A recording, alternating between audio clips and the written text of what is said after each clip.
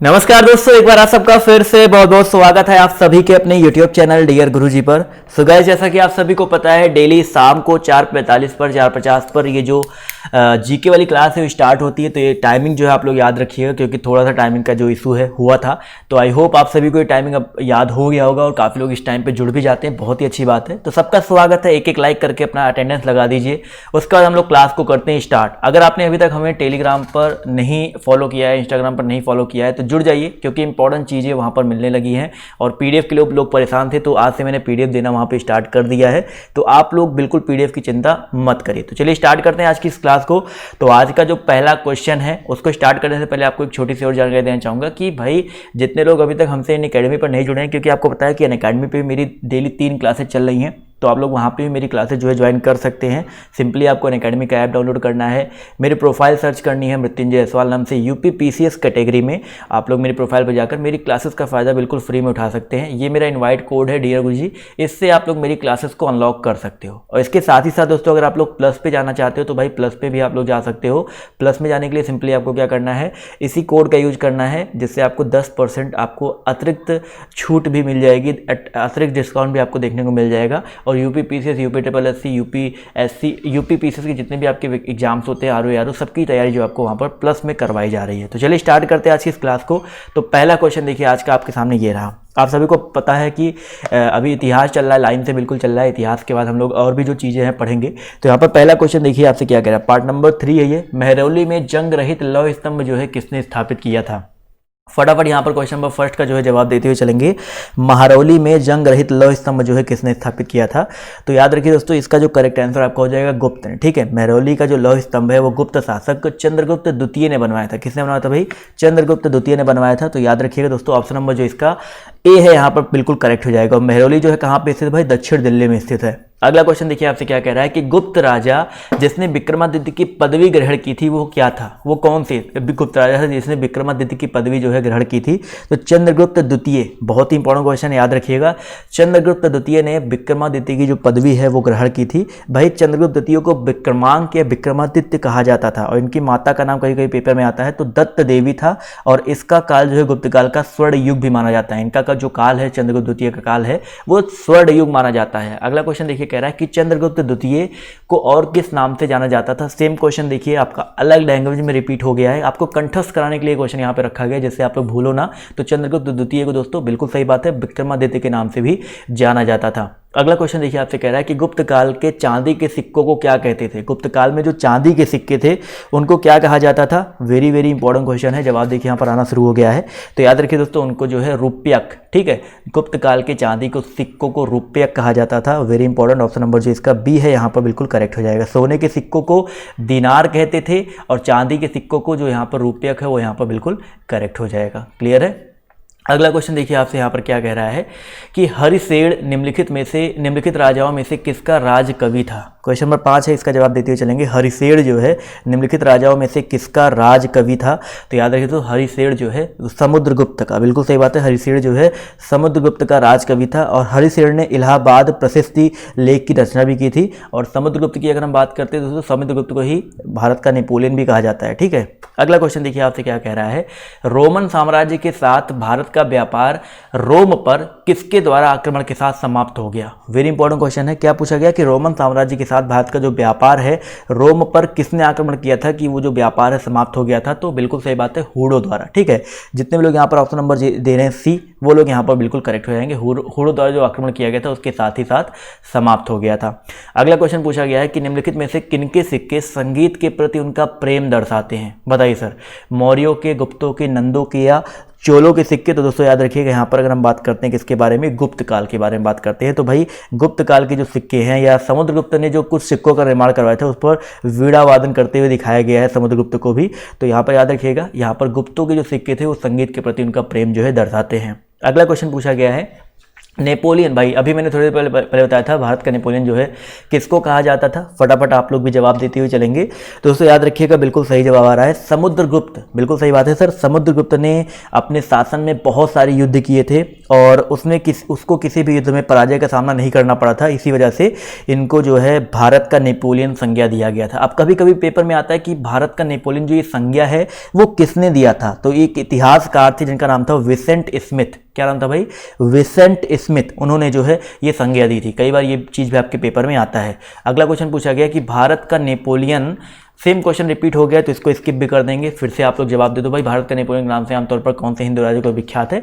समुद्रगुप्त यहाँ पर जो है बिल्कुल करेक्ट हो जाएगा। अगला क्वेश्चन देखिए आपसे क्या पूछा गया है, ध्यान से देखिएगा कि गुप्त काल में किस धातु के सर्वाधिक सिक्के जारी किए गए? फटाफट यहाँ पर पोल के हिसाब से जवाब देते हुए, सॉरी पोल तो यहाँ पे है नहीं, पोल तो एकेडमी पे होता है, ठीक है। गुप्त काल में किस धातु के सर्वाधिक सिक्के जारी किए गए? तो याद रखिए दोस्तों, सोने के सिक्के, ठीक है। सोने के सिक्के को दीनार बोला जाता था और चांदी के सिक्के को रुपये बोला जाता था, तो मैंने आपको पहले बता दिया है। तो ऑप्शन नंबर ए जितने लोग जवाब दे रहे हैं वो लोग यहाँ पर बिल्कुल करेक्ट हो जाएंगे। अगला क्वेश्चन पूछा गया है कि प्रसिद्ध गुप्त संवत निम्नलिखित में से किस वर्ष से शुरू किया गया था? बताते हुए चलेंगे सर। शक संवत बता दिया है, यहाँ पर अब गुप्त संवत के बारे में पूछा गया है। देखिए शक संवत की बात करते हैं तो 78 ईस्वी, लेकिन गुप्त संवत की अगर हम बात करते हैं दोस्तों 319 ईस्वी, ठीक है। तो ऑप्शन नंबर जो इसका ए दिया गया है, और चंद्रगुप्त फर्स्ट ने स्टार्ट करवाया था, तो ऑप्शन नंबर जो इसका फर्स्ट है यहाँ पर बिल्कुल करेक्ट हो जाएगा। अगला क्वेश्चन देखिए आपसे कह रहा है इलाहाबाद स्तंभ के शिलालेख में किसकी उपलब्धियां वर्णित है? बताइए सर, फटाफट जवाब देते हुए चलेंगे। इलाहाबाद स्तंभ का शिलालेख जो है इसमें किसकी उपलब्धियां वर्णित है? तो यहाँ पर बिल्कुल सही बात है सर, समुद्रगुप्त की, ठीक है। जितने भी लोग यहाँ पर समुद्रगुप्त जवाब दे रहे हैं वो लोग यहाँ पर बिल्कुल करेक्ट हो जाएंगे। अगला क्वेश्चन देखिए आपसे क्या कह रहा है कि इलाहाबाद स्तंभ शिलालेख जो है किसने बनवाया? अभी मैंने आपको बताया थी इलाहाबाद स्तंभ लेख में, शिलालेख में समुद्रगुप्त की जो बेसिकली वर्णन है, जो उपलब्धियां हैं वर्णित हैं। अब पूछा गया इलाहाबाद स्तंभ जो है शिलालेख किसने बनवाया? तो याद रखिए दोस्तों, ये जो शिलालेख है हरिसेठ ने। बिल्कुल सही बात है सर, हरिसेठ। जितने लोग जवाब दे रहे हैं वो लोग यहाँ पर बिल्कुल करेक्ट हो जाएंगे। अगला क्वेश्चन देखिए आपसे यहाँ पर क्या बोला गया है, ध्यान से देखिएगा कि भैया फाहियान किसके शासनकाल के दौरान भारत आया था? दो ही ऑप्शन है, दोनों में से कोई एक करेक्ट होगा। फटाफट जवाब देते हुए चलेंगे। फाहियान जो है किसके शासनकाल के दौरान भारत आया था? तो दोस्तों याद रखिएगा, फाहियान जो है चंद्रगुप्त द्वितीय, ठीक है, चंद्रगुप्त द्वितीय के शासनकाल के दौरान जो है भारत आया था। अगला क्वेश्चन देखिए आपसे क्या कह रहा है, पंचतंत्र की कथाओं का संकलन किसने किया? क्वेश्चन नंबर 16 है, सभी लोग जवाब देते हुए चलेंगे। पंचतंत्र की कथाओं का जो संकलन है वो किसने किया? तो याद रखिए दोस्तों, विष्णु शर्मा। बिल्कुल सही जवाब आ रहा है। जितने भी साथी यहाँ पर विष्णु शर्मा जवाब दे रहे हैं वो लोग यहाँ पर बिल्कुल करेक्ट हो जाएंगे। अगला प्रश्न देखिए आपसे कह रहा है कि मेघदूत के लेखक कौन है? वेरी वेरी इंपॉर्टेंट क्वेश्चन है, सभी लोग जवाब देते हुए चलेंगे। भाई मेघदूत के लेखक कौन है? जवाब देखिए यहाँ पर आना शुरू हो गया है। तो याद रखिए दोस्तों, मेघदूत के लेखक कालिदास जी हैं। बिल्कुल सही बात है, ऑप्शन नंबर जो इसका डी है कालिदास। भाई कालिदास को भारत का शेक्सपियर के नाम से भी जाना जाता है, ये चीज़ याद रखिएगा। ऑप्शन नंबर जो इसका डी है यहाँ पर करेक्ट हो जाएगा। अगला क्वेश्चन पूछा गया आपसे यहाँ पर कि निम्नलिखित में से वह कौन व्यक्ति है जो चिकित्सक नहीं है? देखिए भाई, सुश्रुत, चरक, चार्वक और धन्वंतरी, सभी लोग यहाँ पर जवाब देते हुए चलेंगे। देखिए चरक की अगर हम बात करते हैं तो भाई प्राचीन में बहुत ही नाम चीन आयुर्वेदिक थे, आयुर्वेदाचार्य या चिकित्सक थे। लेकिन अगर यहाँ पर बात करते हैं भाई चारवाक के बारे में, ठीक है, चारवाक जो है ये भौतिकवादी दर्शन के लिए जाने जाते थे। तो ऑप्शन नंबर जो इसका सी है यहाँ पर बिल्कुल करेक्ट हो जाएगा। अगला क्वेश्चन देखिए आपसे क्या कह रहा है कि प्राचीन भारत के विख्यात चिकित्सक धन्वंतरी ने अपना परामर्श किसके दरबार में दिया था? बताइए सर, प्राचीन भारत के विख्यात चिकित्सक धन्वंतरी ने अपना जो परामर्श है वो किसके दरबार में दिया था? तो 19 नंबर क्वेश्चन का दोस्तों जो करेक्ट आंसर आपका हो जाएगा चंद्रगुप्त द्वितीय, ठीक है। जितने भी साथी यहाँ पर चंद्रगुप्त द्वितीय जवाब दे रहे हैं वो लोग यहाँ पर बिल्कुल करेक्ट हो जाएंगे। क्लियर है? चलिए भाई, अगला क्वेश्चन देखिए आपसे यहाँ पर क्या बोला गया, ध्यान से देखिएगा। वराह मिहिर थे, बताइए सर वराह मिहिर क्या थे आपके? फटाफट यहाँ पर जवाब देते हुए चलेंगे। तो अगर हम बात करते हैं भाई वराह मिहिर के बारे में, तो वराह मिहिर जो है आपके एक प्राचीन एस्ट्रोनॉमर यानी कि प्राचीन खगोलविद थे। एस्ट्रोनॉट अलग होता है, एस्ट्रोनॉमर अलग होता है। तो जितने लोग यहाँ पर खगोलविद जवाब दे रहे हैं, वराह मिहिर जो है गुप्त काल के प्रसिद्ध खगोल शास्त्री थे और इन्होंने पंचसिद्धांतिका, वृहत संहिता जैसे जो है महान ग्रंथों की रचना भी की है। तो ऑप्शन नंबर जो इसका डी है यहाँ पर बिल्कुल करेक्ट हो जाएगा। अगला क्वेश्चन देखिए आपसे क्या कह रहा है कि किसके शासनकाल के दौरान अजंता की गुफाएं निर्मित की गई? बताइए सर, 21 नंबर क्वेश्चन है। अजंता की गुफाओं का निर्माण जो है पहली बात तो अजंता की गुफाओं का निर्माण जो है 2वीं शताब्दी के पहले ही हुआ था और 7वीं शताब्दी तक चला था। ठीक है, तो फटाफट जवाब देते हुए चलेंगे सर, किसने निर्मित किसके शासनकाल के दौरान निर्मित की गई थी? तो गुप्तों के शासनकाल के दौरान। बिल्कुल सही बात है, ऑप्शन नंबर ए जितने लोग जवाब दे रहे हैं वो लोग यहाँ पर बिल्कुल करेक्ट हो जाएंगे। अगला क्वेश्चन देखिएगा, बहुत इंपॉर्टेंट है, आपका दक्षिण भारत से क्वेश्चन पूछा गया है कि संगम काल में रोमन व्यापार का केंद्र बताइए सर। संगम काल, फटाफट जवाब देते हुए चलेंगे सर। तो यहाँ पर देखिए जवाब दे रहे, कुछ लोग का सही आ रहा है, कुछ लोग का गलत आ रहा है, बट याद रखिएगा अरिकामेडु की अगर हम बात करते हैं, देखिए अगर हम बात करते हैं किसके बारे में भाई, अरिकामेडु की अगर हम बात करते हैं तो अरिकामेडु जो है रोमन काल में व्यापार का प्रसिद्ध केंद्र था। तो ऑप्शन नंबर जो इसका बी है यहाँ पर बिल्कुल करेक्ट हो जाएगा। अगला क्वेश्चन देखिए आपसे यहाँ पर क्या बोला गया है, ध्यान से देखिएगा कि भाई गंगा को उत्तर से दक्षिण ले जाने वाला चोल राजा कौन सा था? गंगा को उत्तर से दक्षिण ले जाने वाला चोल राजा जो है कौन था? तो दोस्तों याद रखिएगा राजेंद्र चोल। कुछ लोग यहाँ पर राज चोल जवाब दे रहे हैं, बट यहाँ पर राजेंद्र चोल जो है गंगा को उत्तर से दक्षिण ले जाने वाला राजा था। अगला क्वेश्चन पूछा गया है कि चोल राजा राजेंद्र ने निम्नलिखित में से कौन सी पदवी धारण नहीं की थी? देखिए नहीं की थी, इस पर फोकस करिएगा। तो यहाँ पर याद रखिएगा दोस्तों, चोल राजा राजेंद्र ने यहाँ पर त्याग समुद्र की जो पदवी है वो ग्रहण नहीं की थी, जबकि यहाँ पर ये भी याद रखिएगा मुंडी कोडा, गैंगकोंड और पंडित चोल, ये जो पदवी है राजा राजेंद्र चोल ने जो है धारण की थी। अगला क्वेश्चन पूछा गया है, अधिकांश चोलकालीन मंदिर किस देवी या देवता को समर्पित हैं? अधिकांश चोलकालीन जो मंदिर हैं वो किस देवी या किस देवता को समर्पित हैं? तो याद रखिए दोस्तों यहाँ पर शिव जी को। बिल्कुल सही बात है, जितने भी साथी यहाँ पर जवाब दे रहे हैं ऑप्शन नंबर बी, वो लोग यहाँ पर बिल्कुल करेक्ट हो जाएंगे। वीडियो को लाइक और शेयर करते हुए चलिएगा, आप लोग से रिक्वेस्ट है, और ज़्यादा से ज़्यादा अपने साथियों और दोस्तों के साथ शेयर करो। जो लोग अभी तक नहीं जुड़े हैं, क्लासेस नहीं ले पा रहे, वो लोग लेते रहें। अगला क्वेश्चन देखिए आपसे कह रहा है कि चोल अभिलेखों में उल्लिखित भूमि की विभिन्न कोटियों के अनुसार ... को जैन संस्थानों को दान में दी गई, इस भूमि को कहा जाता था। बताइए सर, कौन सी भूमि को जैन संस्थानों को दान में दी गई थी? बताइए सर, फटाफट जवाब देते हुए चलेंगे यहाँ पर। तो याद रखिए दोस्तों, यहाँ पर जो करेक्ट आंसर आपका हो जाएगा पल्लीचद्दम। ठीक है, पल्लीचद्दम जो दिया गया है, चोल अभिलेखों में उल्लिखित भूमि की विभिन्न कोटियों के अनुसार पल्लीचद्दम को जैन संस्थानों को दान में दिया गया जो भूमि है कहलाया जाता है। तो ऑप्शन नंबर जो इसका डी है यहाँ पर बिल्कुल करेक्ट हो जाएगा। अगला क्वेश्चन देखिए आपसे यहाँ पर क्या बोला गया है, चोल वंश भारत के किस भाग में अधिकतर शासन करते थे? जो आपके चोल वंश हैं वो भारत के किस भाग में अधिकतर शासन करते थे? तो उसको याद रखिएगा दक्षिण भाग में। ठीक है, चोल वंश जो है भारत के दक्षिण भाग में शासन करते थे। तो ऑप्शन नंबर डी जितने लोगों ने जवाब दिया है वो लोग यहाँ पर बिल्कुल करेक्ट हो जाएंगे। अगला क्वेश्चन देखिए आपसे क्या कह रहा है कि निम्नलिखित में से किस चोल राजा ने लंका को पहले जीता था? बताइए सर, निम्नलिखित में से किस चोल राजा ने लंका को पहले जीता था? क्वेश्चन नंबर 7 है, जवाब देखिए यहाँ पर आना शुरू हो गया है। तो भाई चोलों द्वारा श्रीलंका और दक्षिण पूर्वी एशिया को जीता गया था, और लंका को सबसे पहले जीता था भाई किसने? राजराज प्रथम ने। जी हाँ दोस्तों, यहाँ पर राजराज प्रथम जो है ऑप्शन नंबर आपका बी है, यहाँ पर बिल्कुल करेक्ट हो जाएगा। अगला क्वेश्चन देखिए आपसे यहाँ पर क्या बोला गया है कि भैया किस चोल शासक ने श्रीलंका के उत्तरी भाग को जीतकर अपने साम्राज्य का एक प्रांत बनाया था, अपने साम्राज्य का एक प्रांत बनाया था? फटाफट यहाँ पर जवाब देते हुए चलेंगे। क्वेश्चन नंबर आपका जो 8 है, इसका करेक्ट आंसर आपका क्या हो जाएगा? जवाब देखिए क्वेश्चन नंबर 8 का यहाँ पर आना शुरू हो गया है।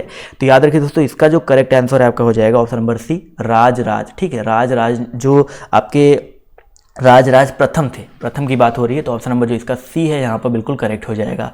अगला क्वेश्चन देखिए पूछा गया है कि उत्तर मेरूर शिलालेख से किसके प्रशासन से संबंधित जानकारी मिलती है? क्वेश्चन नंबर 9 आपसे पूछा गया है, उत्तर मेरूर शिलालेख से किसके प्रशासन से संबंधित जानकारी जो देखने को मिलती है? जवाब देखिए यहाँ पर धीरे धीरे सभी का आना शुरू हो गया है। तो याद रखिए दोस्तों, क्वेश्चन नंबर अगर हम बात करते हैं 9 नंबर की, तो याद रखिएगा यहाँ पर चोल। ठीक है, तो ऑप्शन नंबर जो इसका बी है, चोल, यहाँ पर बिल्कुल करेक्ट हो जाएगा। उत्तर मेरूर तमिलनाडु के कांचीपुरम जिले में अवस्थित है, और यहाँ से जो प्राप्त शिलालेख है उससे चोल के ग्रामीण प्रशासन के बारे में जानकारी देखने को मिलती है। अगला क्वेश्चन देखिए आपसे यहाँ पर क्या पूछा गया है कि किस चोल शासक ने नई राजधानी गंगईकोंडा चोलपुरम का निर्माण किया? बताइए सर, किस चोल शासक ने? फटाफट यहाँ पर जवाब जो है देते हुए चलेंगे। तो जवाब देखिए यहाँ पर धीरे धीरे सभी का आना शुरू हो गया है। तो याद रखिए दोस्तों, क्वेश्चन नंबर हम बात करते हैं 10 की, तो इसका जो करेक्ट आंसर आपका हो जाएगा राजेंद्र प्रथम। ठीक है, ऑप्शन नंबर जो इसका ए है यहाँ पर बिल्कुल करेक्ट हो जाएगा। चलिए साथियों, आते हैं अगले क्वेश्चन पर। तो आपसे यहाँ पर देखिए क्या पूछा गया, ध्यान से देखिएगा। क्वेश्चन नंबर अगर बात करते हैं 11 की, तो चोल राजाओं का शासन था। फटाफट यहाँ पर जवाब देते हुए चलेंगे, किस पर शासन था? तमिलनाडु, केरल, आंध्र प्रदेश या बंगाल? बंगाल तो यहाँ पर वैसे ही कट जाएगा, बट यहाँ पर हम बात करते हैं शासन किस पे था, तो चोल राजाओं का तमिलनाडु पर। ठीक है, जितने भी लोग यहाँ पर तमिलनाडु जवाब दे रहे हैं वो लोग यहाँ पर बिल्कुल करेक्ट हो जाएंगे। अगला क्वेश्चन देखिए आपसे यहाँ पर क्या पूछा गया है, प्राचीन चोल साम्राज्य की राजधानी कहाँ पर थी? फटाफट यहाँ पर जवाब देते हुए चलेंगे। प्राचीन चोल साम्राज्य की जो राजधानी है वो बेसिकली कहाँ पर थी? तो याद रखिए दोस्तों, उरैयूर। वेरी इंपॉर्टेंट क्वेश्चन है। प्राचीन चोल साम्राज्य की राजधानी कहाँ थी भाई? उरैयूर में थी। तो ऑप्शन नंबर जो इसका ए है यहाँ पर बिल्कुल करेक्ट हो जाएगा। अगला क्वेश्चन देखिए आपसे यहाँ पर क्या बोला गया है कि भैया राष्ट्रकूटों की प्रारंभिक राजधानी निम्नलिखित में से कौन सी थी? क्वेश्चन नंबर 13 आपसे पूछा गया है, राष्ट्रकूटों की प्रारंभिक राजधानी जो है निम्नलिखित में से कौन सी थी? तो याद रखिए दोस्तों, यहाँ पर जो करेक्ट आंसर आपका हो जाएगा एलोरा। ठीक है, एलोरा की अगर हम बात करते हैं तो एलोरा यहाँ पर बिल्कुल करेक्ट हो जाएगा। अगला क्वेश्चन देखिए एलोरा से ही संबंधित है, बहुत इंपॉर्टेंट पेपर है, क्वेश्चन है, बहुत ज़्यादा पेपर में आपके पूछा जा चुका है कि एलोरा में कैलाश नाथ मंदिर का निर्माण जो है किसने किया था? एलोरा में कैलाश नाथ मंदिर का निर्माण किसने किया था? वेरी इजी क्वेश्चन है। जवाब देखिए यहाँ पर आना शुरू हो गया। कुछ लोग राजेंद्र प्रथम जवाब दे रहे, बट यहाँ पर कृष्ण प्रथम जो है करेक्ट होगा। ठीक है, कृष्ण प्रथम जो है इन्होंने कैलाश नाथ मंदिर का निर्माण जो है, नरेश कृष्ण प्रथम नाम था। तो ऑप्शन नंबर सी यहाँ पर बिल्कुल करेक्ट हो जाएगा। अगला क्वेश्चन पूछा गया कि एलोरा में प्रसिद्ध शिव मंदिर का निर्माण किसने करवाया था? क्वेश्चन नंबर 15 है, सभी लोग जवाब देते हुए चलेंगे। एलोरा में प्रसिद्ध शिव मंदिर का निर्माण जो है किसने करवाया था? तो 15 नंबर क्वेश्चन का जो करेक्ट आंसर आपका क्या हो जाएगा सर? राष्ट्रकूट शासक कृष्ण प्रथम ने। ठीक है, एलोरा में प्रसिद्ध जो शिव मंदिर है उसका निर्माण राष्ट्रकूट शासक कृष्ण प्रथम ने करवाया था। तो ऑप्शन नंबर जो इसका डी दिया गया है यहाँ पर बिल्कुल करेक्ट हो जाएगा। अगला क्वेश्चन देखिए आपसे यहाँ पर क्या कह रहा है, ध्यान से देखिएगा। एलोरा में गुफाएं और शैलकृत मंदिर है किन, मतलब कौन से धर्म की है? अभी मैंने आपको बताया सर एलोरा में ज़्यादातर किस मंदिर, कैलाशनाथ मंदिर का निर्माण किया गया था, बट एलोरा की जो गुफाएं है उसमें जो मंदिर हैं वो कौन से धर्म की हैं? तो याद रखिए दोस्तों, यहाँ पर जो करेक्ट आंसर आपका हो जाएगा, हिंदू की भी है, बौद्ध की भी है और जैन की भी है। तो यहाँ पर जो ऑप्शन नंबर डी दिया गया है, हिंदू बौद्ध जैन तीनों यहाँ पर जो है बिल्कुल करेक्ट हो जाएगा। अगला क्वेश्चन देखिए आपसे क्या कह रहा है, निम्नलिखित में से कौन सी पुस्तक राष्ट्रकूट के राजा अमोघ वर्ष ने लिखी थी? बताइए, ये क्वेश्चन आपके पेपर में अमोघ वर्ष से ये क्वेश्चन बहुत पूछता है। अमोघ वर्ष ने कौन सी पुस्तक लिखी थी? तो दोस्तों याद रखिएगा, अमोघ वर्ष की अगर हम बात करते हैं तो इन्होंने कविराज मार्ग, ये जो पुस्तक है कविराज मार्ग, ये दोस्तों राष्ट्रकूट के राजा अमोघ वर्ष ने लिखी थी। इसके अलावा यहाँ पर अगर हम बात कर लेते हैं आदि पुराण के बारे में, तो आदि पुराण जो है बेसिकली लिखा गया है जिनसेन के द्वारा। और गणित सार संग्रह की बात करते हैं तो ये महावीराचार्य ने लिखा है। और यहाँ पर सक्टायन की अगर हम बात करते हैं तो ये जो है सक्टायन जो है अमोघ वृत्ति, सक्टायन बेसिकली यहाँ पर अमोघ वृत्ति द्वारा लिखा गया है सक्टायन। ठीक है, अगला क्वेश्चन देखिए आपसे क्या कह रहा है, महाबलीपुरम के सप्त पैगोडा किसके द्वारा संरचित कला के साक्षी हैं? महाबलीपुरम के जो पैगोडा हैं, फटाफट यहाँ पर जवाब देते हुए चलेंगे। तो यहाँ पर याद रखिए दोस्तों, क्वेश्चन नंबर हम बात करते हैं 18 की, तो इसका जो करेक्ट आंसर आपका हो जाएगा पल्लवों। ठीक है, पल्लवों की जो है साक्षी हैं। तो ऑप्शन नंबर जो इसका ए है यहाँ पर बिल्कुल करेक्ट हो जाएगा। नेक्स्ट क्वेश्चन देखिए आपसे क्या पूछा गया है, निम्नलिखित में से क्या राष्ट्रकूटों का सर्वाधिक चिरस्थायी योगदान है? सबसे ज़्यादा चिरस्थायी योगदान जो है कौन सा है? तो यहाँ पर याद रखिए दोस्तों, सबसे ज़्यादा जो चिरस्थायी योगदान है वो आपका कन्नड़ काव्य के 3 कवि पंपा, पोन्ना और रन्ना तथा कैलाश मंदिर। ठीक है, ये जो 3 ऑप्शन नंबर बी दिया गया है यहाँ पर ये बिल्कुल करेक्ट हो जाएगा। अगला क्वेश्चन देखो आपसे क्या कह रहा है कि एलोरा में ठोस सैल को काटकर बनाए गए प्रसिद्ध कैलाश मंदिर का निर्माण निम्नलिखित में से किनके संरक्षण में किया गया था? बताइए सर, अभी थोड़ी देर पहले बताया था एलोरा के जो गुफाएं हैं, कैलाश मंदिर है, उसका निर्माण किसने करवाया? कृष्ण प्रथम ने करवाया था। यहाँ पर जवाब भी बिल्कुल सही आ रहा है, कृष्ण प्रथम ने करवाया था और ये राष्ट्रकूट के शासक थे। तो ऑप्शन नंबर जो इसका डी है यहाँ पर बिल्कुल करेक्ट हो जाएगा। अगला क्वेश्चन देखिए आपसे यहाँ पर क्या बोला गया है, ध्यान से देखिएगा कि कौन सा प्राचीन मंदिर, ध्यान से देखिए क्वेश्चन नंबर आपका यहाँ पर 21 बोला गया है, कौन सा प्राचीन भारतीय साम्राज्य नीचे उसकी राजधानी के साथ गलत जोड़े के रूप में अंकित है? देखिए गलत जोड़े के रूप में कौन सा अंकित है आपको ये बताना है। तो यहाँ पर याद रखिएगा आपका पल्लव वेल्लोर दिया गया है, मौर्य पाटलिपुत्र। देखिए मौर्य की बात करते हैं तो बिल्कुल सही बात है सर, पाटलिपुत्र से संबंधित थे, पांड्या जो है आपके मदुरई से संबंधित थे, काकतीय जो है आपके वारंगल से संबंधित है। लेकिन पल्लव वेल्लोर की बात करते हैं तो पल्लव वंश की राजधानी जो है आपकी कांची थी। क्या थी भाई? पल्लव वंश की राजधानी जो है आपकी कांची थी। तो यहाँ पर याद रखिएगा ऑप्शन नंबर जो इसका सी है वो आपका गलत जोड़े के रूप में अंकित किया गया है। अगला क्वेश्चन देखिए आपसे क्या कह रहा है कि किस पल्लव शासक के शासनकाल में पल्लव और चालुक्यों के बीच लंबा संघर्ष शुरू हो गया था? क्वेश्चन नंबर 22 है, 22 का सभी लोग जवाब देते हुए चलेंगे कि किस पल्लव शासक के शासनकाल में पल्लवों और चालुक्यों के बीच में एक लंबा संघर्ष शुरू हो गया था?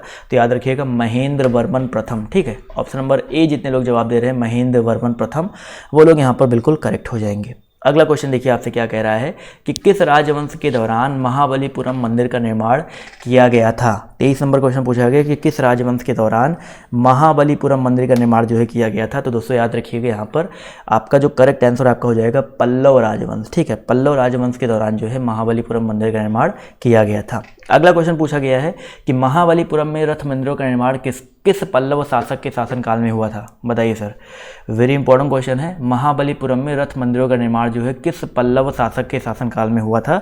तो यहाँ पर याद रखिएगा 24 का जो करेक्ट आंसर आपको हो जाएगा नरसिंह वर्मन प्रथम। ठीक है, ऑप्शन नंबर जो इसका बी दिया गया नरसिंह वर्मन प्रथम, यहाँ पर बिल्कुल करेक्ट हो जाएगा।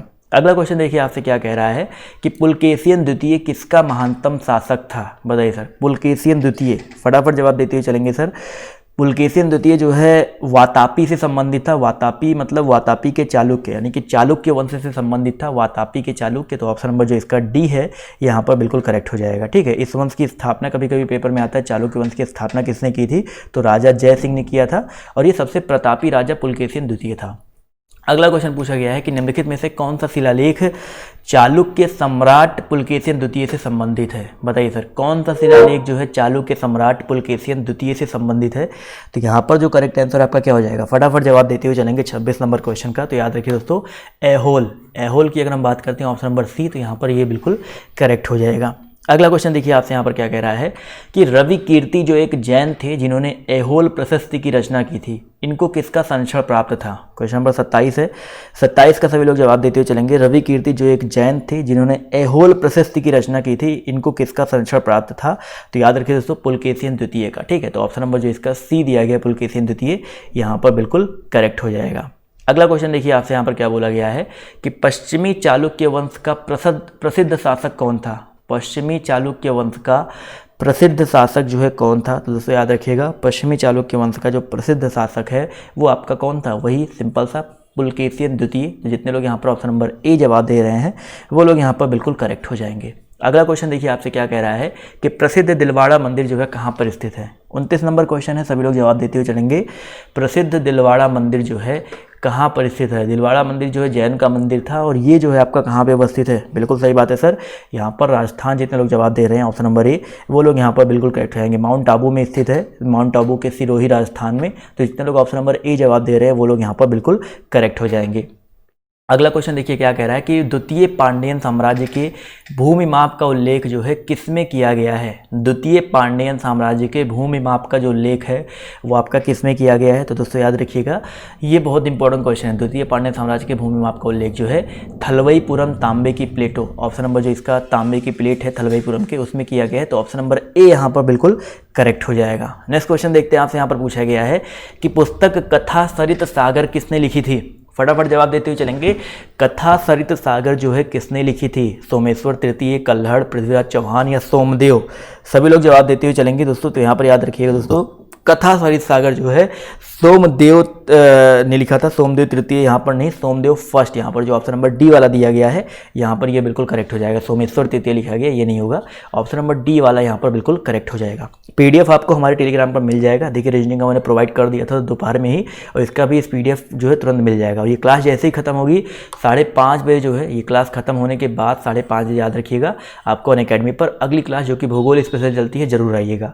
अगला क्वेश्चन पूछा गया कि विक्रमांक देव चरित के लेखक कौन है। फटाफट जवाब देते चलेंगे भाई, विक्रमांक देव चरित के लेखक कौन है। वीडियो को लाइक भी करते हुए चलिएगा। तो याद रखिए दोस्तों, क्वेश्चन में अगर हम बात करते हैं भाई किसके बारे में, 19 नंबर क्वेश्चन की अगर हम बात करते हैं तो 32 नंबर क्वेश्चन की अगर हम बात करते हैं तो इसका जो करेक्ट आंसर आपको हो जाएगा बिल्हड़। ठीक है, बहुत ही इंपॉर्टेंट क्वेश्चन है यहाँ पर। जो बिल्हड़ है विक्रमांक देव चरित के लेखक, ऑप्शन नंबर ए यहाँ पर बिल्कुल करेक्ट हो जाएगा। क्लियर है। चलिए साथियों, तो इसके बाद अब मिलते हैं आप सभी से 5:30 बजे। अगर आपको वीडियो पसंद आया तो वीडियो को लाइक और शेयर कर दीजिएगा, जिससे 5:30 बजे वाली क्लास जो है आप अगर ज्वाइन करना चाहते हैं तो देखिए मैंने डिस्क्रिप्शन बॉक्स में भी और पहला कमेंट बॉक्स जो है पिन करके रख दिया है, तो वहाँ से आप लोग जो है ज्वाइन कर सकते हैं। तो साथियों, आज के इस वीडियो में सिर्फ इतना ही।